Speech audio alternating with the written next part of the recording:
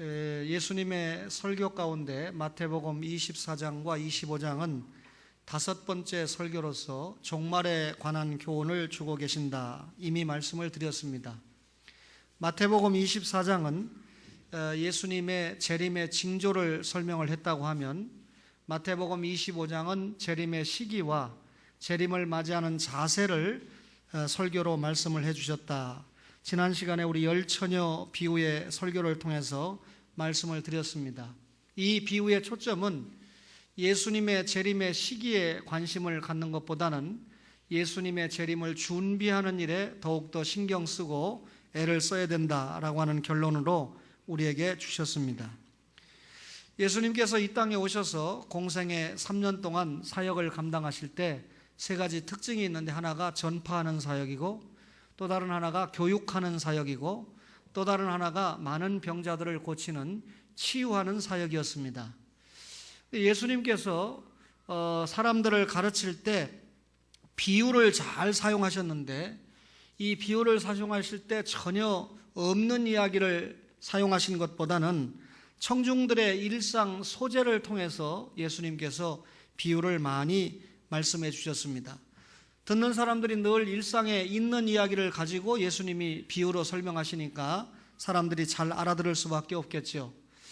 예를 들면 누가복음 19장에 보면 문화 비유가 나오는데, 여기에 보면 이 먼 나라로 떠나는 귀인이 문화를 이 종들에게 자기 나라를 맡기고 떠났다라고 하는 말씀이 보여지게 됩니다. 이 당시에 돈 많은 세력가가 장사를 하러 떠나거나 혹은 또 돈이 많으니까 여행을 하러 떠날 때 종들에게 부득불 자기의 집과 재산을 맡기고 떠나는 일이 왕왕 있었습니다. 이 당시에 이 팔레스티나라고 하는 이 유대 지역은 로마의 지배를 받고 있었기 때문에 이 팔레스타인 지역을 다스리고 있던 로마의 시민권자가 자기의 나라에 가고 싶을 때 그 땅을 경작하는 유대인 소장농에게 그 땅을 잘 관리해달라고 맡기고 로마로 가는 경우도 왕왕 있었습니다. 그러니까 이런 그 사회적인 어떤 배경이나 분위기로 볼 때 예수님께서 오늘 달란트를 맡기고 떠난다라고 하는 비유를 듣는 사람들이 쉽게 알아들을 수 있는 비유였다, 그 말이죠. 오늘 이 달란트 비유는 1차적으로는 제자들에게 주신 말씀이지만, 사실 오늘 이 말씀은 여러분과 저 모두에게 주시는 광범위한 주님의 말씀이다, 그렇게 우리가 이해할 수 있습니다. 오늘 본문에 보니까 주인 자신의 달란트를 종들에게 맡겼지요. 마태복음 25장 14절에 또 어떤 사람이 타국에 갈 때 그 종들을 불러 자기 소유를 맡김과 같다 그랬는데, 여기 어떤 사람은 많은 재산을 가지고 있고 재산이 많다 보니까 종들도 거느린 사람을 어떤 사람이라고 그랬는데, 실제로 이 본문에 어떤 사람은 예수님을 가르치고 있지요. 예수님은 청중들의 관심사가 돈에 있다는 걸 잘 알고 계십니다. 그래서 이 달란트라고 하는 것을 들어서 이 비유로 말씀을 주실 때 천국 진리의 말씀을 달란트 비유를 통해서 주셨던 것입니다. 어떤 사람이 타국에 갔다, 이 말은 예수님이 승천하셨다, 그 말이죠. 사람의 몸을 입고 이 땅에 성육신하신 예수님께서 33년 동안 무죄의 삶을 사시고 또 우리의 죄를 대신해서 십자가를 지셨습니다. 장사 지낸 바 되었으나 사흘 만에 부활하셨습니다. 부활을 증거하시고 이제 성령님을 선물로 약속을 하시고 당신이 초림하기 전에 오셨던 하늘로 복귀하는 그런 시간입니다. 타국에 갈지, 이 말은 하늘나라로 복귀할 때 이 말이죠.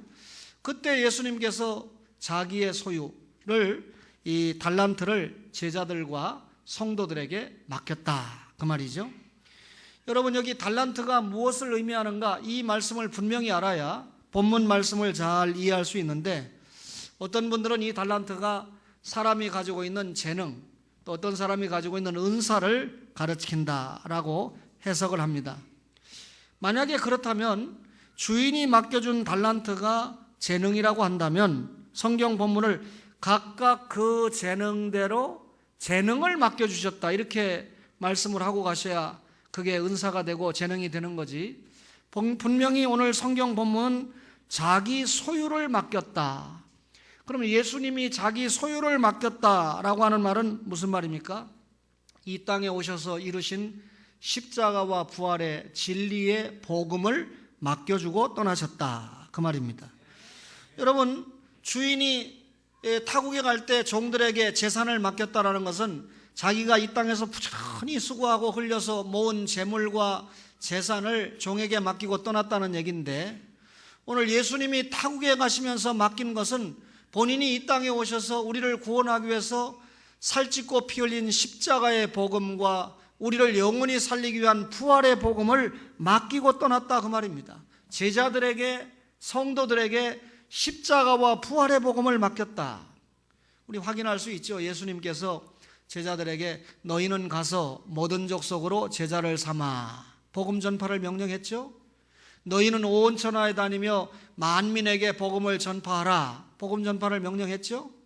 너희는 땅끝까지 내 증인이 되라, 이런 여러 구절에 주님이 승천 전에 지상 명령으로 복음을 전하라고 한 말씀을 주신 걸 보면 오늘 제자들과 성도들에게 부활 십자가의 복음을 맡겨주셨다, 그 말입니다.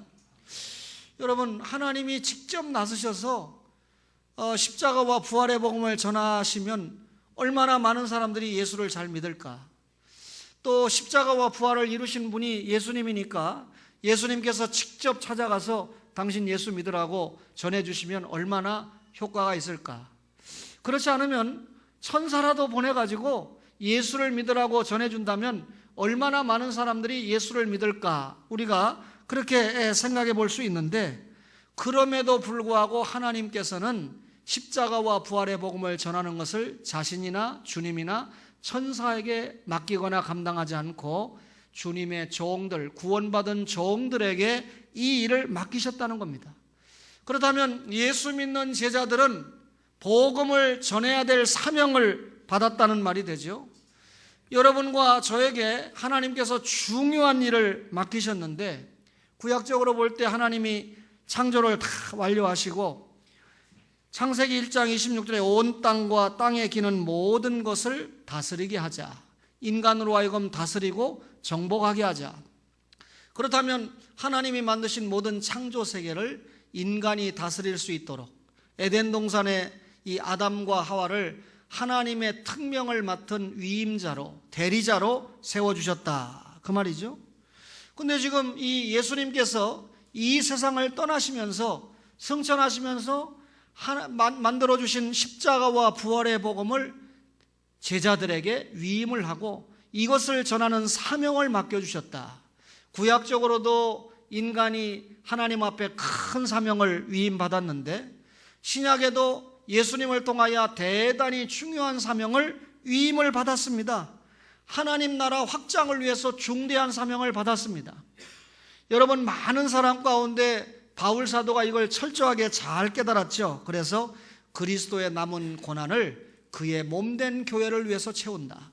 그리스도의 남은 고난이 뭡니까? 십자가와 부활의 고난은 다 이루어진 겁니다. 남은 고난은 십자가와 부활의 복음을 전하는 전도와 선교의 사명을 말하는 겁니다. 이 전도와 선교의 사명은 믿는 성도들에게, 제자들에게 맡겨주셨다. 그래서 이걸 은혜로 알고 바울은 평생 동안 복음을 부끄러워하지 않고 복음을 전하는데 일생을, 남은 생을 바치지 않았습니까? 주인 자신의 달란트, 십자가와 부활의 복음을 오늘 여러분과 저에게 맡겨주신 줄로 믿습니다. 그런데 이 복음을 재능대로 맡겨주셨다는 거예요. 마태복음 25장 15절에 각각 그 재능대로 한 사람에게는 근 5달란트를, 한 사람에게는 2달란트를, 한 사람에게는 1달란트를 주고 떠났다, 이렇게 말씀합니다. 여러분, 이 재능대로 금 5달란트, 2달란트, 1달란트씩을 맡겼다고 하셨는데, 여기 재능은 그 사람이 가지고 있는 힘이나 역량을 의미하지요. 여러분, 이 힘이나 역량은 경제적인 역량이나 혹은 이 성격이나 그 사람이 가지고 있는 지식이나 그 사람이 가지고 있는 결단력이나 그 사람이 처해 있는 환경, 모든 것을 다 망라해서 재능이다, 이렇게 표현을 했습니다. 그런데 하나님께서 어떤 사람에게는 5, 어떤 사람에게는 2, 또 어떤 사람에게는 하나를 줬다는 것은 차등을 두어서 당신의 달란트를 맡겼다 그 말이지만, 달란트를 받은 사람의 입장에서는 하나님께서 차등을 둔 것이 아니지요. 주님께서 우리에게도 우리의 능력과 우리의 역량에 따라서 복음 전파의 사명을 주셨습니다. 능력이 많은 사람에게는 많은 것을 맡겨주셨고, 또 능력이 좀 적은 사람에게는 적은 것을 맡겨주셨습니다. 중요한 것은 하나님께서 여러분과 저에게 이 재능대로 달란트를 맡겨주실 때 우리가 감당하지 못할 만큼 무거운 것을 맡겨주지 않았다는 것입니다. 도무지 여러분과 저가 감당하기 힘겨운 일들을 하나님께서 맡겨주신 일이 없다 그 말입니다. 로마서 12장 3절에 보면 내게 주신 은혜를 말미암아 너희 각 사람에게 말하노니 마땅히 생각할 그 이상의 생각을 품지 말고 오직 하나님께서 각 사람에게 나누어 주신 믿음의 분량대로 지혜롭게 생각하라. 믿음의 분량대로 지혜롭게 생각하라 그랬습니다. 우리 한 몸에 많은 지체가 있지 않습니까? 여러분, 우리가 이 사명에 따라서 많은 은사가 각각 다릅니다.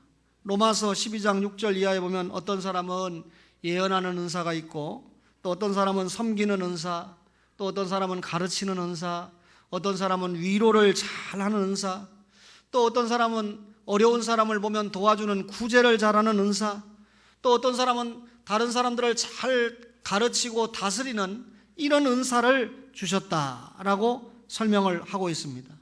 중요한 건 하나님께서 모든 사람에게 천편일률적으로 똑같은 재능을 주지 않으셨다는 겁니다.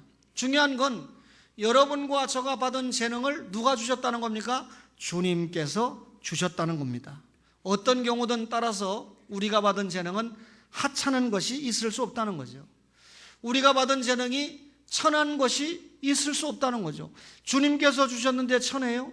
주님께서 주셨는데 하찮합니까? 우리가 받은 이 재능의 모습과 그 분량은 좀 다르다 할지라도 모든 재능 하나하나가 하나님 앞에서 가치를 가진다 그 말이죠. 어떤 분은 찬양을 잘하는 은사가 있고, 또 어떤 분은 지휘를 잘하는 사람이 있고, 또 어떤 사람은 상담을 잘하는 은사가 있어요. 또 어떤 사람은 남들을 잘 섬기는 그런 은사도 있습니다. 다양하지요. 중요한 건 이 모든 은사를 하나님께서 주셨다. 그렇기 때문에 그 은사가 대단히 귀하다. 여러분과 저가 받은 은사를 절대로 과소평가할 수 없다 그 말이죠. 하나님께서 주신 은사를 감사함으로 받아야 된다. 할렐루야.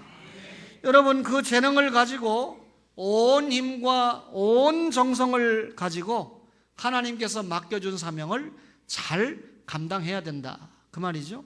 여러분, 재능대로 우리가 하나님 앞에 감당할 수 있는 분량대로 하나님께서 달란트를 맡겨주셨다. 달란트를 따라서 그렇다면 우리가 어떻게 활용하느냐 하는 것이 중요하고, 그것이 우리 관심사지 몇 달란트를 받았느냐가 중요한 게 아니라는 거죠. 5달란트 받은 사람과 2달란트 받은 종은 바로 갔습니다.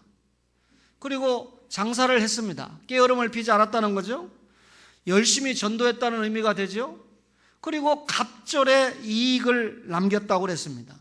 하나님 앞에 받은 이 은사를, 재능을 가지고 하나님이 맡겨주신 그 소유를 최대한 활용을 했다는 겁니다. 그래서 열매를 맺었다는 것이죠. 여러분, 이 복음은 모든 믿는 자에게 구원을 주시는 하나님의 능력이기 때문에 복음을 맡은 종들이 신실하게 충성스럽게 최선을 다하면 반드시 열매를 맺게 되어 있습니다. 우리가 받은 재능과 은사를 총동원해 가지고 헌신하면, 총동원해서 복음을 전파하고 복음을 가르치고 또 복음을 위해서 봉사하고 또 복음을 위해서 섬기고 또 구제하는 일을 열심히 하다 보면 하나님 나라가 확장되는 것은 당연한 일 아니겠습니까? 5달란트 받은 사람과 2달란트 받은 사람은 하나님의 목적대로, 주인이 자기에게 달란트를 맡겨준 의도를 알고 최선을 다해서 임해서 이득을 남겼다는 겁니다. 반면에 한 달란트 받은 종은요, 한 달란트를 활용하지 않고 땅에 묻어두었습니다. 여러분, 금 한 달란트가 대단히 중요하지만 그 달란트를 활용하지 않고 땅에 묻어둔다면 언제나 금 한 달란트입니다. 여러분, 이솝 우화에 이런 우화가 있죠. 대단한 수전노가 있었는데 자기 재산을 다 팔아가지고 금덩어리를 하나 샀습니다. 뭐 언제나 이 IMF가 와도 금덩어리는 문제가 없잖아요.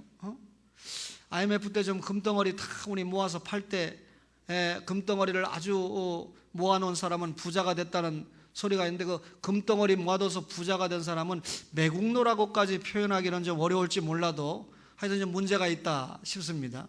근데 여러분, 이 수전노가 금덩어리를 사놓고 땅에 묻었어요. 매일 가서 금덩어리가 안전한가, 누가 파가지 않았나 보는 겁니다. 근데 이 사람이 매일 거기를 가니까, 이솝 우화 이야기입니다. 이건 설교 아니고. 그래, 도둑이 이상하다, 저 사람이 매일 어디를 가는가 확인을 하고 보니까 거기에 뭐가 있는 거예요. 그래서 도둑이 이걸 파서 금덩어리를 가지고 갔습니다. 여러분, 그 수전노가 얼마나 대성통곡하겠습니까? 절망해가지고 대성통곡을 하는데 한 사람이 와서 권고를 해줍니다. 이 사람아, 거기다가 돌을 하나 파묻어라. 돌을 하나 파묻고 맨날 가서 지켜보는 거나, 금덩어리 거기다 묻어놓고 맨날 가서 지켜보는 거나, 네가 하는 일은 지켜보는 것 뿐이지 활용하는 건 없잖아. 그러니까 금덩어리 대신에 거기다 돌덩어리 묻어놓고 매일 가서 봐. 무슨 말입니까? 아무리 귀한 것이라도 활용하지 않으면 전혀 소용이 없다는 거죠. 십자가와 부활의 진리가 천하보다 귀한 한 영혼을 구원하는 생명의 진리인데, 이 말씀을 전해주지 않고 묻어둔다면 아무 소용이 없다는 거죠. 복음을 전하지 않으면 아무 일도 일어나지 않습니다. 복음은 분명히 구원을 주시는 하나님의 능력입니다. 그러나 구원을 주시는 하나님의 능력이지만 이 복음을 부끄러워해서 전하지 않고 땅에 묻어두어 본다면 아무런 결과가 나타나지 않는다는 것이죠. 복음이 능력이라 할지라도 사장시켜 놓으면 개미 새끼 한 마리도 구원시킬 수 없다, 그 말입니다. 무슨 말입니까? 복음은 활용해야 된다, 드러내야 된다, 전해야 된다, 공개해야 된다, 그 말이죠. 여러분, 복음은 하나님의 빛이고 구원의 빛이고 진리의 빛이고 생명의 빛입니다. 따라서 여러분, 이 복음을 받은 여러분과 저가 숨어서는 안 된다는 거죠. 빛은 어두움을 드러내는 것이 생명 아닙니까? 지옥 갈 사람들에게 이 생명의 빛을 주어서 천국으로 방향을 돌리게 하는 것이 여러분과 저가 해야 될 일이 아닐까요? 따라서 우리가 복음과 함께 살자, 이 말은 복음에 합당한 삶을 살아야 되는데, 복음에 합당한 삶을 살기 위해서 복음을 깨달아야 되고 믿어야 되고, 그리고 복음대로 사는 것이죠. 복음대로 사는 절정이 그 복음을 전해주는 것임은 여러분과 저가 잘 알고 있지 않습니까? 복음 전하는 걸 부끄러워하지 말아야 합니다. 여러분, 바깥에 나가서 장로가 아닌 척 하면 안 됩니다. 언제나 장로, 언제나 권사, 언제나 집사 소리를 듣는데 부끄럽지 않는 그런 모습을 보여야 됩니다. 여러분, 산속에 들어가서 평생 기도만 하고 있다고 주님이 기뻐하실까요? 수도원에 들어가서 계속해서 하나님 말씀만 읽고 연구한다고 하나님이 기뻐하실까요? 그런 사람들은 전혀 자기의 경건은 지키는지 몰라도 복음의 빛을 드러낼 줄 모르는 사람입니다. 하나님이 허락하신 달란트를 활용할 줄 모르는 사람입니다. 지난 주간에 우리 한 집사님이 아주 그 가문은 사위를 잘 봤죠. 교육자들을 대접을 하면서 아주 어디 가서 오징어찌개를 맛있게 대접을 제가 받았는데, 목사님, 이 장인 어른이 70세가 돼서 잔치를 해야 되는데 이 세상 잔치를 해야 되나요? 그 밴드를 불러야 되나요? 저한테 물어요. 보니까 밴드를 부르라고 그러면 부를 것 같아요. 또 부르지 말라고 그러면 자기의 결정권이 없는 것 같아요. 그래서 제가 대형은 답은 뻔하지만 기도하자 그렇게 하고 왔는데, 여러분, 장로님의 잔치에 목사가 가서 예배하고 기도하고 많은 사람들이 와서 그 잔치를 통해서 감동과 감화를 받는 잔치가 될 때 하나님이 영광을 받으시고 또 우리도 기쁘잖아요. 근데 목사가 돌아온 다음에 술잔이 돌아가고 니나노 하고 놀고 그러면 여러분, 이 불신자들이 와도 그냥 불신자 잔치가 되는 거지, 저분이 장로님이야? 저분이 권사님이야? 아들딸이 집사님이야? 참 얘기하기 어렵죠. 여러분, 우리가 세상을 닮아가지 말고 세상을 변화시켜야 된다라고 하는 말씀에 있어서 여러 가지를 고려하게 하는 거예요. 아마 그 집사님이 어른의 잔치는 좀 해드려야 되겠는데 경험이 없다 보니까 또 예수 믿은 지 얼마 안 되다 보니까 목사에게 정중하게 물어본 거예요. 그런데 제가 그 자리에서 즉답을 회피한 건 여러 가지 이유가 있지만 초원에 많지 않은 가족들이 이런 말씀을 통해서 깨달아야 된다 이거죠. 앞으로 계속해서 장로님, 권사님들이 6순이다, 7순이다, 심지어 8순이다, 9순까지 지금 바라보고 있는 분들이 앉아 계시니까 여러분, 반드시 주인은 돌아오고 회개와 심판이 있다는 것입니다. 오랜 후에 주인이 돌아왔어요. 지난 시간에 우리가 말씀을 들었는데 예수님이 언제 오는지 관심을 지나치게 갖지 말라고 그랬습니다. 오시는 거 알면 됐어요. 이장님 같이 1992년 10월 28일이다. 이거는 문제가 된다. 이단이 되고 말았잖아요. 가고 오는 모든 세대 이장님 하면 이단 아닙니까? 안상홍 그럼 이단 아닙니까? 문선명 깨끗하게 이단 아닙니까? 여러분, 주님이 떠나가시면서 내가 거처를 예비하면 다시 오겠다. 오랜 후에 오십니다. 어쩌면 우리가 생각한 것보다 훨씬 더 오래 후에 오실지 몰라요. 데살로니가 교회 성도들은 오시고 사시고 죽으시고 부활하시고 승천하시고가 30년밖에 안 걸리니까, 그저 33년밖에 안 걸리니까 예수님이 곧 오실 것이다. 그래서 재림에 대한 오해를 해가지고 직장생활도 안 하고 일도 안 하고 멋대로 오해를 하니까 데살로니가 후서를 통해서 일하기 싫으면 먹지도 말아라. 그렇게 주님의 종을 통해서 가르침을 줬던 것입니다. 여러분, 재림이 언제일지를 모르기 때문에 우리에게 소망의 인내가 필요한 것은 틀림없죠. 마침내 때가 되어서 주님이 오셨습니다. 5달란트, 2달란트 받은 자가 주님 앞에 결산하는데 내가 남겼나이다. 자신 있게 이야기하죠. 왜냐하면 주님이 맡겨준 걸 가지고 놀지 않고 바로 가서 즉시 열심히 복음 장사를 해서 열심히 전도해서 선교해서 다시 5달란트와 2달란트를 또 남겼으니까 주인을 만나기 전에 얼마나 떳떳합니까? 얼마나 행복합니까? 얼마나 자신 있게 만납니까? 주님이 그럽니다. 잘하였도다 착하고 충성된 종아. 칭찬이 시작됩니다. 더 많은 일을 너에게 맡겨주마. 얼마나 멋있는 축복입니까? 거기에다 또 뭐라 그럽니까? 주인의 즐거움에 함께 참여할지다. 여러분, 종이 주인이 먹는 자리에 함께 참석한다는 것은 사실상 이건 영적으로 엄청난 지위를 획득하는 건데, 너는 이제 종이 아니고 내 친구다. 나하고 함께 친근하게 한 자리에서 먹고 마실 수 있는 그런 자유인이다. 너는 이제 종이 아니다. 그런 의미 아니겠습니까? 5달란트와 2달란트 받은 자가 주님의 재림을 앞에 두고 열심히 최선을 다해서 복음을 활용하고 최선을 다해서 산 삶의 결과가 칭찬과 더 많은 것을 얻는 것과 그 다음에 여러분 지위가 격상되는 놀라운 은혜를 우리가 보지 않아요?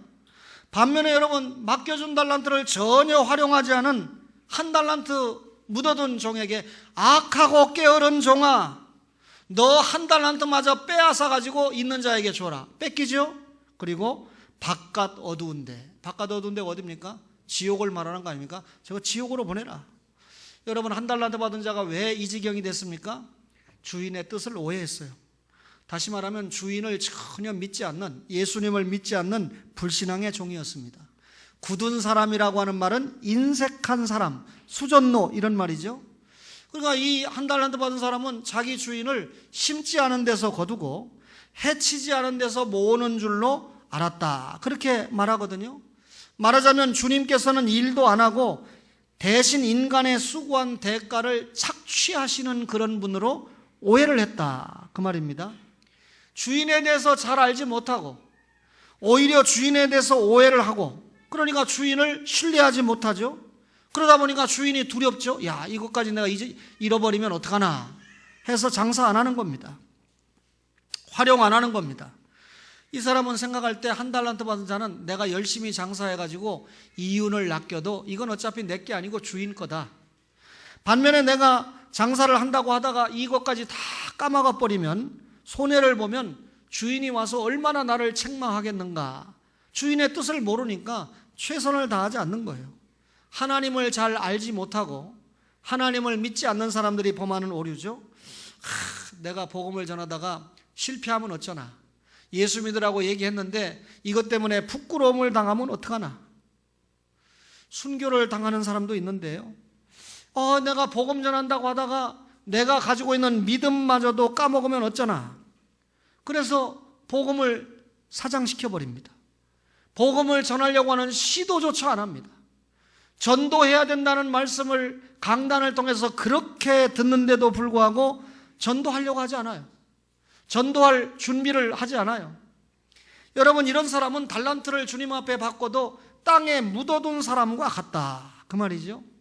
우리가 주님의 준엄한 말씀을 귀담아 들어야 됩니다. 땅에다가 우리가 받은 달란트를 묻어두는 게 아니라 적극적으로 드러내야 된다는 거죠. 열심히 활용해야 된다는 거죠. 그리고 여러분, 충성스럽게 우리가 주님의 뜻에 여러분 응해야 된다는 것입니다.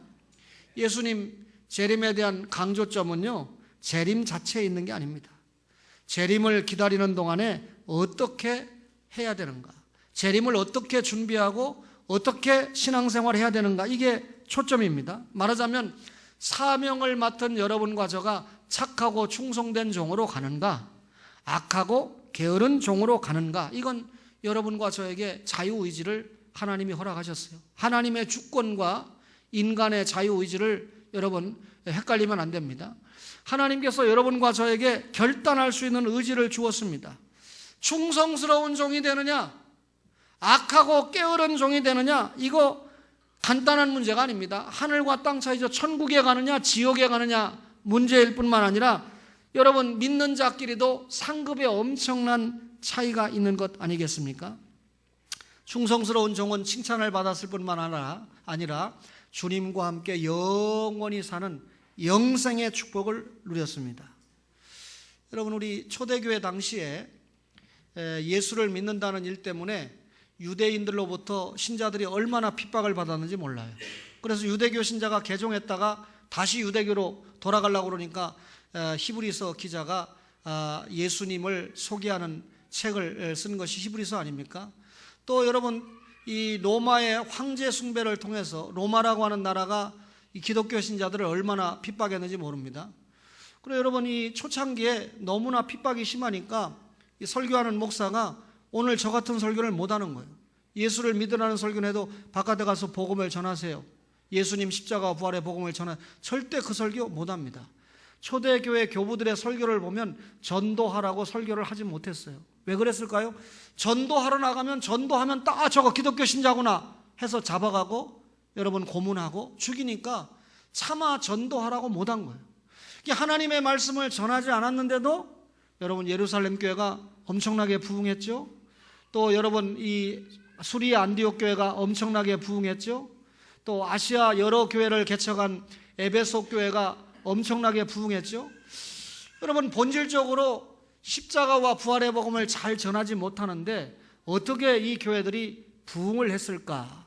여러분 고민스럽지 않습니까? 근데 거기에 여러 가지 이유가 있지만요, 성도들의 삶의 모습이 부흥을 시켰다는 거예요. 예수를 믿는다는 이유 때문에 돌에 맞아 죽습니다, 스데반 집사가. 그런데 오히려 너희들이 나쁜 것들아, 나에게 내가 너희들에게 무슨 나쁜 말 했다, 아니고 주여 저들의 죄를 용서하여 주옵소서, 주님 내 영혼을 받아주세요. 성경에 기록되지 않은 역사적인 인물들도 그 당시에 많은 사람들이 순교할 때 오히려 자기에게 돌을 던지고 자기를 순교시키는 사람을 주님 용서하시고 구원해달라고 기도하고 죽는 이런 모습을 보면서 도대체 저 사람들이 믿는 예수라고 하는 사람이 누구길래 저렇게 죽어가면서도 우리를 욕하지 않고 저런 모습을 보일까? 파라블레 노이라고 하는 그런 그룹이 있는데요, 파라블레 노이는 무슨 뜻이냐면 위험을 무릅쓰는 자라고 하는 뜻입니다. 그 당시에 여러분 251년경에 313년에 기독교가 공인되니까 얼마나 핍박을 많이 받았는지 몰라요. 그때 로마 황제가 데시우스 황제 때인데 온 이 로마 다스리는 전역에 전염병이 돌고 있을 때입니다. 그러니까 여러분, 예수를 믿는 사람도 그렇지만 안 믿는 사람이 특별히 많이 전염병에 걸려서 막 죽어가는데, 여러분, 예수 믿는 사람이 예수 안 믿는 사람, 자기를 핍박한 사람 전염병 걸려서 죽으면 야, 예수도 안 믿고 나를 핍박하더니 전염병 걸려서 잘 죽는다 그럴 판인데, 그만 이 키프리안이 설교를 하면서 예수 믿는 사람들은 저렇게 죽어가는 사람들을 그냥 두어서는 안 됩니다. 근데 여러분, 죽어가는 이방인, 전염병 때문에 죽어가는 사람들을 아까 말한 파라볼레 노이가 위험을 무릅쓰고 설교를 듣고 찾아가는 거예요. 근데 여러분, 예수 믿는 사람인 거 아는 거예요. 처음에 예수 믿는 사람이 어떻게 합니까? 신고하고 죽이고 여러분 핍박하지 않았습니까? 근데 예수 믿는 사람이 죽어가면서도 자기보다 더 어려운 형편에 있는 사람들을, 전염병 걸린 사람들을 와서 도와준다고, 치료해주고 여러분 도와주고 이렇게 하다 보니까 이 사람들이 그만 사랑의 감동과 감화를 받는 거지. 이 예수 믿는 사람 보통 사람들이 아니구나. 그래서 여러분, 많은 사람들이 칭송하는 삶을 보여주었다는 겁니다. 여러분, 저는 지금 한국교회가 바깥에 나가서 예수 믿으세요, 예수 믿어야 구원받습니다, 거의 안 통하는 시대가 됐다고 생각합니다. 왜? 많은 사람들이 삶을 통해서, 그죠? 주님을 부인하는 그런 기가 막힌, 여러분, 목사가 실형을 받으면 용서하세요, 목사 면직이에요. 그죠? 사회법으로도 여러분, 신목사가 사회법으로 예를 들어서 여러분들이 볼 때 징역 3년, 집행유예 5년 이렇게 받으면 그 다음 주부터 제 설교 들을 거예요? 아니면 목사 면직하라고 노예 청원할 거예요? 당연한 거죠, 가는 길이. 그런데 여러분, 그렇게 안 되거든요. 그러니까 목사들이 뭐 실형을 살고 나와도 또 목사니까 뭐 한국교회가 어떻게 가는지 지금 몰라요. 설교를 받는 여러분과 저가 먼저 고쳐야 됩니다. 우리가 파라블레 노이가 돼야 돼요. 말씀을 입으로 전하기 전에 우리의 삶이 확실히 저 사람은 예수 믿는 사람이다, 우리하고는 다른 무엇인가 있는 사람이다. 여러분, 앞에 태권도장이 얼마나 발전했습니까, 여러분? 근데 그 관장 김선기 씨, 제가 관심을 많이 가지고 있는데, 지난주 그만 무슨 요일날 어머니가 돌아가셨다는 소식을 제가 들었어요. 그 수요예배가 마쳐지고 난 화요일날 돌아가셨는데 수요일날 들었어요. 수요예배 마치고 제가 정장론도 조문 가자, 그래서 다 준비하고 와가지고 수요예배 마치고 그만 이 성모병원 장례식장에 쫓아갔습니다. 우리 권사님들도 뭐 한 번 교회를 나온 분입니까 알기랍니까? 3만 원 5만 원씩 다 조의금을 담아가지고 그리고 찾아간 거예요. 이분이 제가 오리라고는 상상도 못했죠. 가보니까 돌아가신 어머니가 권사님이야. 이옥순이든가 권사님이에요. 근데 본인은 교회 안 나간 거예요. 앞에 이렇게 교회가 있는데도 안 나온 거예요. 근데 나중에 과거에도 우리가 들은 바 있지만 알아보니까 교회에 중직자들에게 상처를 받은 거예요. 저런 사람들 같으면 나는 교회 안 다닌다. 믿음이 약해서 그렇죠. 근데 여러분, 인간적으로 그 앞에 주덕표 관장이나 김선기 관장은 내가 홈피에 글도 올렸지만 저런 태권도 관장이라고 그러면 태권도 하는 사람들은 무조건 신사다. 정말 두 사람이 인간적인 예의나 인간적인 어떤 여러 사회 봉사하는 모습이나 등등해서 아주 기독교 신자들 못지않은 귀한 모습을 많이 보여줬잖아요. 제가 강단에서 거짓말 하겠습니까? 그런데 그만 그런 전력이 있는 거예요. 여러분, 사진 한번 보세요. 제가 찾아가고 거기에 내가 담임 목사가 아니니까 설교할 기회를 놓쳤어요. 그날 자기 본교에서 먼저 와서 설교를 했기 때문에 또 바로 들어가서 설교하면 안 되니까. 그러나 간단하게 우리 가족들을 다 세워놓고 제가 위로를 하면서 어머니가 얼마나 이 아들들 딸들을 위해서 기도했겠느냐. 저 어머니가 그렇게 가셨는데 당장 당신 교회 나와라 이렇게 말 안 해도 어머니를 보나 어머니의 기도로 보나 당신이 교회 나오는 게 상식이고 윤리고 기본이지, 그 말 아닙니까? 또 그래야 복 받지, 그 말 아니에요? 뜻밖의 우리 초원의 가족들이 갔으니까 화요일날 맨날 바깥에 나가서 전도지 해도 전도지 보고 교회 나왔다는 사람 한 사람도 못 봤어요. 근데 전도대원들이 가서 딱 열심히 가서 목사와 함께 조문하고 그 자리에서 위로해 주니까 그만 눈물이 펑펑 쏟아지고 바깥에까지 나온 거 봤죠? 이제 이번 주에 나오면 얼마나 좋겠어요? 근데 바로 금요일 날 와가지고 전도사님에게 감사 헌금만 30만 원을 맡기고 갔다는 거예요. 감사 헌금만. 그리고 뭐 우리가 뭐 조의금이라고 준 거 다 감사했는지 모르겠어요. 근데 내가 중요한 건 전도사님, 주일날 와서 드리게 해야지. 근데 당장 그럼 부담 가지니까 이쯤 해놓으면 여러분들이 전도해야죠. 자, 장로님들이 그동안 그 김선기 씨를 만약에 봤을 때 어떻게 합니까? 수요일날 안녕하세요. 이게 아니고 이제 지금부터는 안녕하세요. 당신은 1급 공무원이고 나는 7급 공무원입니다. 안녕하세요. 그런 마음으로 여러분 좋은 모습을 보이고 사랑하는 모습을 보이고, 그러면 이제 자기가 받았던 상처를 다른 사람, 다른 교회에서 받았다 할지라도 여러분 앞에 있는 초원교회 사랑과 여러분 이 전도의 열정에 녹아내릴 거 아니에요? 그게 5달란트, 2달란트 받은 자의 모습이지 않겠습니까? 오늘 이 시대에 여러분과 저가 파라블레 노이가 돼야 된다는 거죠. 사람들을 통해서 늘 나에게 이기성만 세우려고 하지 말고 내가 먼저 섬기고 내가 먼저 사랑하고 내가 먼저 안아주고, 권사님, 장로님들이 그렇게 설교를 하는데도 예배 마치고 나면 자기들끼리 식사하고 자기들끼리 처음 오는 친구가 오면 안아주고 확인하고 그 친구하고만 만나려고 그러고, 장로님 나중에 만납시다 하고 처음 만나는 사람하고 대화하고 책임지려고 하는 이런 모습을 보인 게 파라블레 노이 아니겠어요? 오늘 말씀을 마치려고 합니다. 여러분, 결국 여러분 1달란트 받은 자는 가진 거 빼앗겼죠?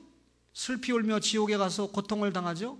이런 말씀을 통해서 우리가 경고로 받아야 됩니다. 우리는 착하고 충성된 종이 되어야 되죠. 따라서 작은 일을 맡았다 할지라도, 어떤 일을 맡았든지, 주방봉사든지 찬양대 봉사든지 주일학교 교사든지 재정이든지 어떤 경우든지 하나님께서 맡겨준 일에 최선을 다하는 것이 중요하다는 거죠. 내가 맡은 일이 큰 일이냐 작은 일이냐 따지지 말고, 하나님이 나에게 이 일을 맡겨주셨으니 내가 이 일을 잘 감당하면 하나님이 잘하였도다.